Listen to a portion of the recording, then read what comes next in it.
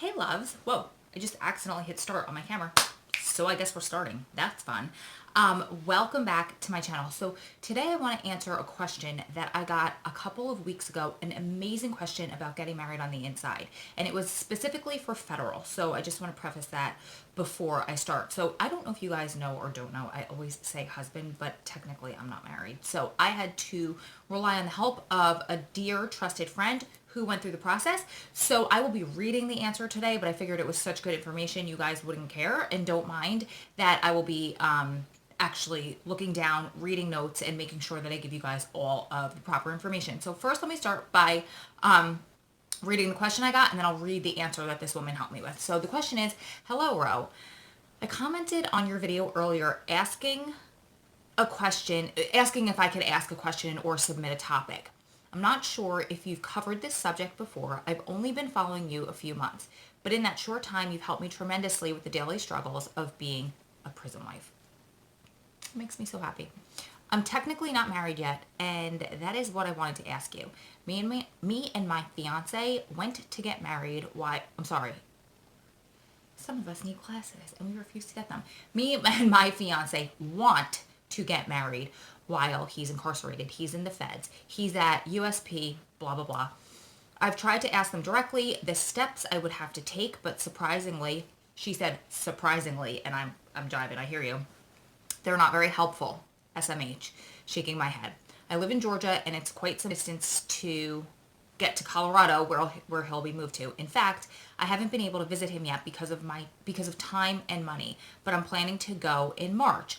I realized I would have to get a marriage certificate myself, but I'm pretty clueless on what steps to take next. I was hoping that you could do a video and explain marriage inside. At least some tips I could follow. I appreciate either way. Thanks so much, Kay. So great question, Kay. You are not the only one. You're not the first one. You're not the only one to not only ask this question, but ask it in a short succession. Ask it. I've had this question a couple times recently. So I did have to rely on a trusted friend to give me the answer. And then I'll walk you through what I know through the few people that I've experienced it with secondhand. Like I wasn't there going through it with them, but I do know some stories that I could share. But I want to give you her facts. She lived it. She did it. This is firsthand from her. She said, the process for us started out by him writing a letter of intent on why he wanted to marry me. Like, I love that. I would want a copy of that letter. How sweet is that? And I had to write one as well. We both had to submit them to his case manager, who then went to submit them to the chaplain. So you write a letter of intent, you explain why you want to marry him. He writes the same letter of intent and explains why he wants to marry you, and then you have to both submit them to the chaplain. When they tell you they've approved it, so when they tell you that they've approved it, it ended up being a couple of months in between. So they both submitted their letters, and then they were told that it was approved, and then they had to wait a couple of months for the next steps. The next step, she said they submitted in August, and at the beginning of October, they told them they were approved. Okay, so the next step was the prison step, and they had to finding out when they were performing the weddings.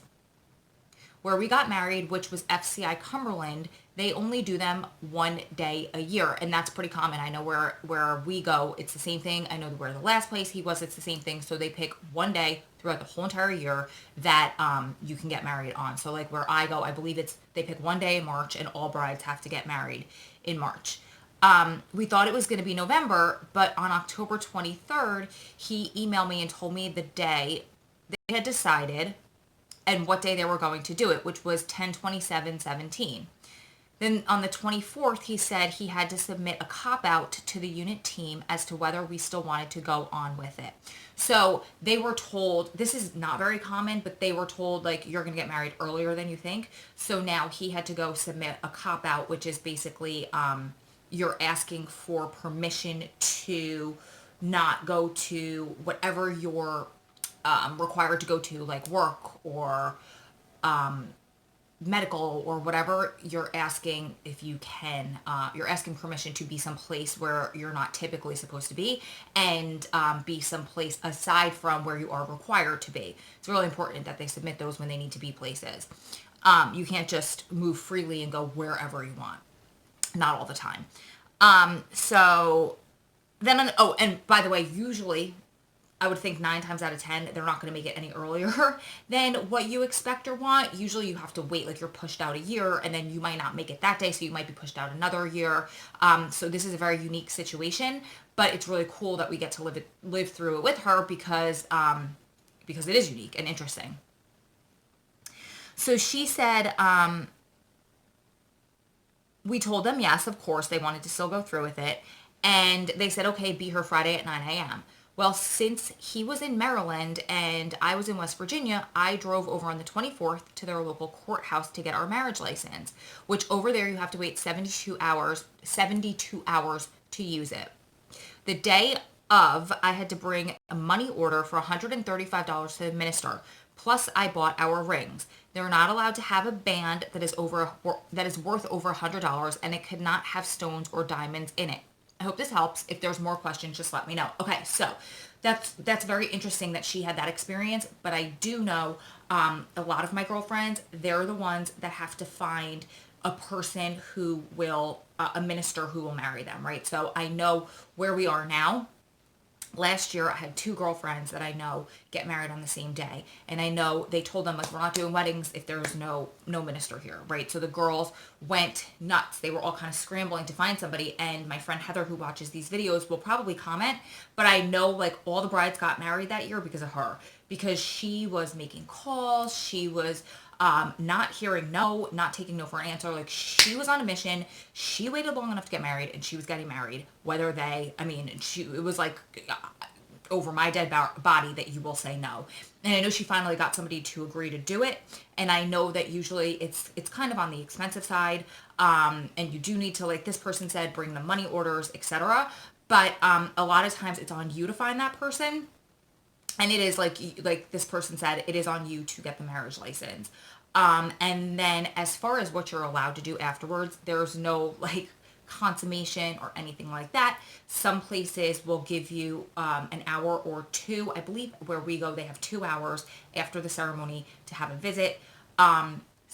It's like the usual visit rules, but some cops will kind of look away and let you have extra kisses, not extra touches or anything like that, but they'll let you have, like, maybe snuggle a little more extra, like sneak a kiss, not just one when you come, when you go, but it's supposed to be normal visit rules.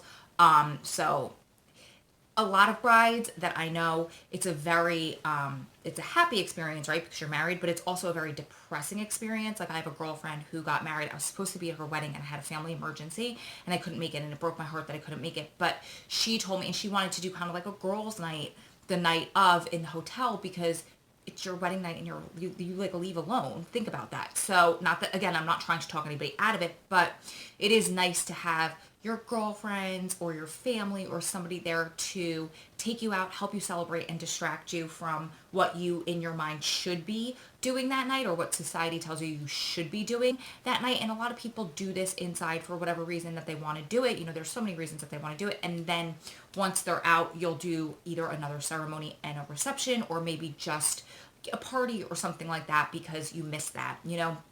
As far as what you wear, I've never seen or heard of anybody wearing a wedding dress. I probably wouldn't. But they do, I know you have to fit within some sort of restrictions, but it's most places that I'm aware of, it is outside of normal visit guidelines, right? You could wear a dress, you could wear, not that you can't wear dresses to visit, but like it could be maybe a little more form-fitting, maybe like a little bit, I don't really know. I would call and ask. But, you know, I know when my best friend Jo got married, she wore just like a really beautiful, I think she did a Rent the Runway dress, but it was like a really beautiful dress with panels in there. Remember when the dress, what celebrity wore it? I don't remember, but it has like, it's color block, right? So it was black, I believe, here. I know it had black, white, and I believe red in there.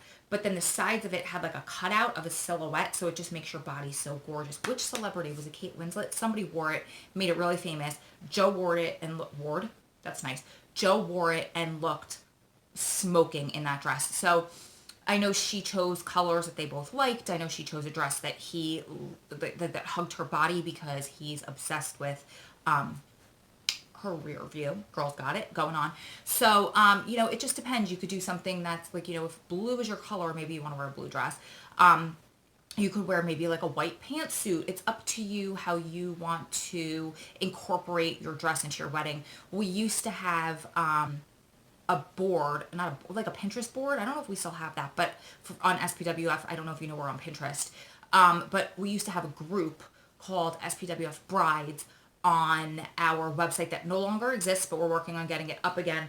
But for brides to share this type of information, to share pictures of what they were going to wear, to pass along this type of information. I know a lot of girls, especially in either warmer climates or in the summer, will wear like a pretty sundress, maybe with like a white background and floral. So you're still getting that feel, that vibe, but you're not wearing like a traditional wedding dress. Can you? I assume so. You'd have to ask. Would you want to? It's up to you, but I've never seen it happen. I don't know if that's because you can't. I can't imagine that you're not allowed. I don't know if they would allow like a train and stuff because of bringing stuff in and that kind of thing. Like my thought is like, like that Sex in the City when she wears that two-piece to the courthouse. So cute. Still white, wear off-white if you're allowed. What else? I know that it takes a lot of work. It takes a lot of planning because if you have to plan a year out, I don't know, and you're going to have to call the facility, especially in the feds. I don't know if they're only going to let a certain amount of brides get married on one day. And if you can only do it one day a year, then you're going to have to get yourself in line. So start making those phone calls, get yourself ready. I also think that get in touch with the other brides that are going to be getting married. See if you can meet people in there, if he can meet people in there and let you know they're going to get married on the same day. Because you might be able to split, I'm not sure if this is possible, but maybe you'll be able to split costs of things like maybe you guys are going to bring in the same person that will do the ceremony. Maybe they'll give you a discount, because it's going to cost you a couple $100s, but maybe if they're there anyway and they're going to do 2 ceremonies, maybe they'll give it to you for 3/4 of the price or half the price. I'm not saying that that's the case, but it's worth a shot trying. Maybe you can, if you want to get your makeup done and your hair done in a hotel room, maybe you could split the cost of one person, something like that, And so I hope that you, I hope that you do it. I hope that if you do it, I hope that you share pictures with us. And anybody else who does have experience with this, because again, I do not, please comment below. Let us know how it goes. If you're in a state system, let us know how that goes so I can make more videos or we can all learn from each other because that's what SPWF is here for. So again, I apologize that I read most of this, but I thought it was such a good answer. She did such a great job of answering the question using her own experience. And I could do another one on weddings if you guys want. If you have more questions, more specific questions, I'll be happy to ask this sweet, beautiful member again, or we could ask other brides what their experiences were. If you have a horror story, that would be fun to share because now it's behind you. But if you have positive stories, that would be fun to share. What were your experiences? What was the after time like with him? Also, what was the time like afterwards that night when it kind of felt a little bit emotional, I'm sure. So that's all I have for now. You guys keep staying strong, keep loving strong, keep supporting one another through this journey because you're one day closer to it all being behind you.